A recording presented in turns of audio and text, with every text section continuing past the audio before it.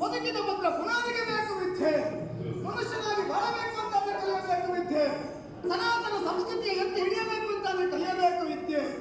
ನಮ್ಮ ಹಿರಿಯರು ಕಣ್ಣ ಭವ್ಯ ಭಾರತದ ಕನಸನ್ನು ನನಸಾಗಿಸಬೇಕು ಅಂತಾದ್ರೆ ಆತ ಕಲಿಯಬೇಕು ವಿದ್ಯೆ ಅಂತ ಹೇಳಿದ್ರು.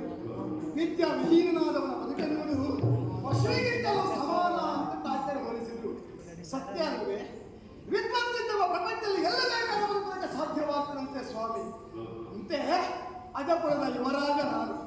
ಮಧುರನ ಬದುಕಿಗೆ ಮಾಧುರ್ಯಯುತವಾಗಿ ಬಾಳನ್ನು ಸತ್ತು ಪಟವವನ್ನು ಹಾಕಿಕೊಟ್ಟವರು ನನ್ನ ತೀರ್ಥರೂಪರಾಗಿರುವಂತ ಸರ್ವವನ್ನು ನನ್ನ ಪಾಲಿಗೆ ಅನುಗ್ರಹಿಸಿದವರು ಧನ್ಯವಾಗಿ ಭಾವಿಸ್ತೇನೆ. ನಾನು ರವಿಕೀರ್ತಿಯ ಮಗನವನು ಅಂತ ಹೇಳಿಕೊಳ್ಳುವುದಕ್ಕೆ ಎದೆ ಉಬ್ಬುತ್ತದೆ ಸ್ವಾಮಿ.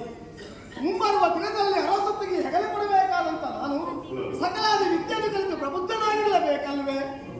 ಹಾಗೆನ್ನುವ ಕಾರಣಕ್ಕಾಗಿ ಬದುಕಿನ ಭದ್ರ ಬುನಾದಿಗೆ ವಿದ್ಯೆ ಎಂಬ ಕವಚವನ್ನು ಅವಚುವುದಕ್ಕೆ ಹೊರಟವ ನಾನು.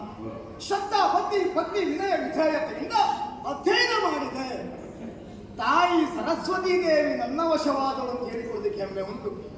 ಅಪ್ಪನಿಂದ ಬಂತಲ್ಲ ಹೊಸಗೆ, ಕ್ಷಿಪ್ರಗತಿಯಲ್ಲಿ ಬರಬೇಕು ಅರಮನೆಗೆ, ಪಾಲ್ಗೊಳ್ಳಬೇಕು ಮಗ ಎನ್ನುವುದಾಗಿ ಮತ್ತೆ ತಡ ಹೊರಟು.